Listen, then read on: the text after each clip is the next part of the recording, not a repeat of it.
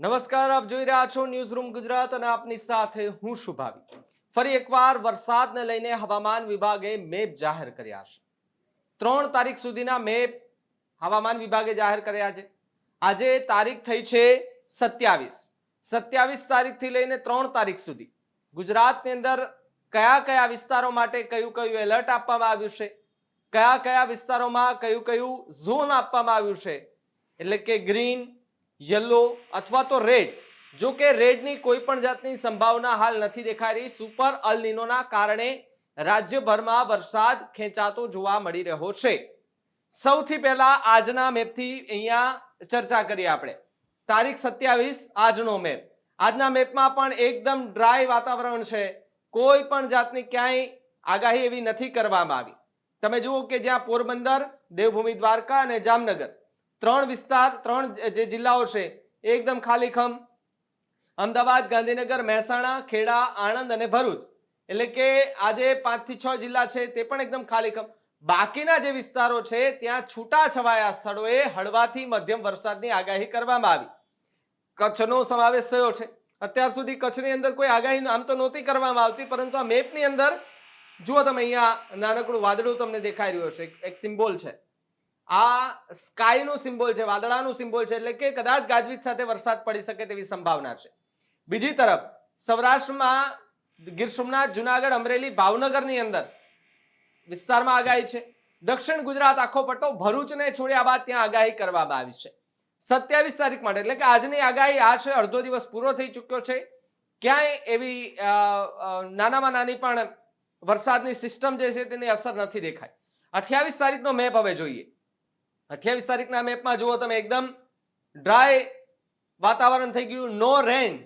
તમે જુઓ, જુનાગઢથી સ્ટાર્ટ થઈ દાહોદ અને ભરૂચ, દક્ષિણ ગુજરાત હોય, મધ્ય ગુજરાત હોય, ઉત્તર ગુજરાત હોય, કચ્છનો વિસ્તાર હોય કે સૌરાષ્ટ્રનો 50% ભાગ હોય, 50 નહીં આમ તો 70% ભાગ, સૌરાષ્ટ્રમાં માત્ર ને માત્ર 20% જેટલો, આપણે 30% જેટલો ગણી લઈએ। અહીંયા તમને આ 30% દેખાઈ રહ્યો છે ગીર સોમનાથ, અમરેલી અને ભાવનગર માટે આગાહી। વડોદરા, છોટાઉદેપુર, નર્મદા, સુરત, તાપી, ડાંગ, નવસારી, વલસાડ, વાપી, દમણ અને દાદરાનગર માટે હવે જે દાદરાનગર હવેલી છે તેના માટે આગાહી કરવામાં આવી છે। આવતીકાલ માટેની આ તસવીર છે। 29 તારીખ માટેનો મેપ શું કહી રહ્યો છે એ પણ જોઈ લઈએ। 29 તારીખના મેપની અંદર કયા પ્રકારની આગાહી કરવામાં આવી છે તેના પર પણ હવે આપણે નજર જે છે તે કરી લઈએ, કારણ કે 28 તારીખ સુધીના મેપની અંદર આપણે જોયું છે, એટલે કે આવતીકાલ સુધીનો આ મેપ હતો તેની અંદર આ પ્રમાણે આગાહી કરવામાં આવી। હવે જોઈએ 29 તારીખનો મેપ। 29 તારીખના મેપમાં પણ એઝ ઇટ ઇઝ એ જ પ્રકારનું વાતાવરણ। 28 અને 29 તારીખમાં કોઈ ફેરફાર નથી। જો દક્ષિણનો જે વિભાગ છે, દક્ષિણનો જે નકશો છે દક્ષિણ ગુજરાતનો, ત્યાં વડોદરા, છોટાઉદેપુર, નર્મદા, સુરત, તાપી, ડાંગ, નવસારી, વલસાડ, દમણ, દાદરાનગર હવેલી, વાપી, એના માટે આગાહી છે। ભરૂચ માટે કોઈ જાતની અહીંયા વ્હાઇટ એકદમ નો રેન લખવામાં આવ્યું છે। ગીર સોમનાથ માટે આગાહી છે, અમરેલી માટે છે ને ભાવનગર માટે છે।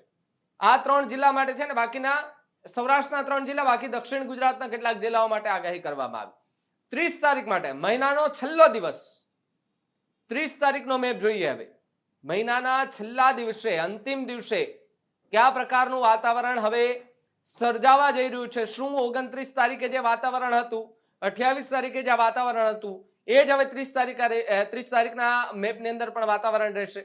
જોઈએ હવે 30 તારીખનો મેપ કે જેની અંદર કેવું વાતાવરણ છે। જો એકદમ ચેન્જ થઈ ગયું। સૌરાષ્ટ્રના 3 જિલ્લાઓ માટે આગાહી હતી, એમાંથી 2 વધી ગયા, જુનાગઢ, બોટાદ, એટલે કે 35% ભાગ આપણે સૌરાષ્ટ્રનો ગણી લઈએ, તેના માટે આગાહી કરવામાં આવી। દક્ષિણ ગુજરાત માટે મહીસાગર, પંચમહાલ, દાહોદ, આણંદ, વડોદરા, છોટાઉદેપુર, ભરૂચ, નર્મદા, સુરત, તાપી, નવસારી, ડાંગ, દમણ, દાદરાનગર હવેલી, વલસાડ અને વાપી માટે આગાહી કરવામાં આવી છે। આ મહિનાનો છેલ્લો દિવસ છે। 1 મહિના સુધી, આખો મહિનો વીત્યો, 1 મહિના સુધી આખા ગુજરાતમાં 5% પણ વરસાદ નથી પડ્યો। સુપર અલ નીનોની કેટલી અસર વર્તાતી છે આપણે આ મેપ પરથી જોઈ રહ્યા છે। 27, 28, 29 અને 30, આમ આ આખો મહિનો પૂર્ણ થયો। પૂર્ણ થતાની સાથે માત્ર અમરેલીના એ અમુક વિસ્તારો એવા છે, દક્ષિણ ગુજરાતના સુરતના એક અમુક એવા વિસ્તારો છે કે જ્યાં ભારે વરસાદ નોંધાયો છે। નવો મહિનો જેવો સ્ટાર્ટ થાય છે, 1 તારીખનો મેપ હવામાન વિભાગે જાહેર કરી દીધો। જુઓ તમે, પહેલી તારીખથી આખા ગુજરાતની અંદર વાતાવરણ પલટાઈ રહ્યું છે. કેવા માટે? દક્ષિણ ગુજરાત માટે ભારે વરસાદની આગાહી છે, સૌરાષ્ટ્ર માટે છૂટાછવાયા વરસાદની આગાહી છે, મધ્ય ગુજરાત માટે પણ થોડી આગાહી કરવામાં આવી. અહીંયા તમને એકદમ ઘાટો ગ્રીન દેખાઈ રહ્યો છે, નીચે ગ્રીન કલર છે, બાકી નીચે તમને જે આખી વિગતો આપેલી છે કે અહીંયા જે કલર છે એનો અર્થ શું થાય છે. હવે તમને અહીંયા એકદમ ઘાટો ગ્રીન કલર, જે એકદમ લીલો કલર દેખાઈ રહ્યો છે, એમાં લખેલ છે કેટલાક સ્થળોએ હળવાથી મધ્યમ વરસાદ થશે. કયા વિસ્તારો? દમણ, દીવ, દમણ, વલસાડ, દાદરાનગર હવેલી, ડાંગ, તાપી, સુરત, ભરૂચ, નર્મદા, વડોદરા અને છોટાઉદેપુર, એમ 6 થી 8 જિલ્લા માટે આગાહી કરવામાં આવી. બાકી છૂટા છવાયા સ્થળોએ ગાજવીજ સાથે હળવાથી મધ્યમ વરસાદની આગાહી રાજકોટ, બોટાદ, જુનાગઢ, ગીર સોમનાથ, ભાવનગર, અમરેલી, મહીસાગર, દાહોદ, પંચમહાલ અને આણંદ માટે કરવામાં આવી છે. અહીંયા તમને જુઓ કે અમદાવાદ માટે કોઈ આગાહી નથી. કચ્છ માટે પણ હવે પહેલી તારીખમાં નવા મહિનાની શરૂઆતમાં કોઈ આગાહી નથી. દેવભૂમિ દ્વારકા, જામનગર અને પોરબંદર માટે કોઈ આગાહી નહીં. ઉત્તર ગુજરાત આખું લઈ લ્યો તમે, વાવ, થરાદ, બનાસકાંઠા, પાટણ, મહેસાણા, સાબરકાંઠા લઈ લ્યો, ક્યાંય વરસાદની આગાહી નહીં. પાટણની અંદર નહીં, ગાંધીનગરમાં નહીં, ખેડામાં પણ નહીં, સુરેન્દ્રનગરમાં પણ નહીં.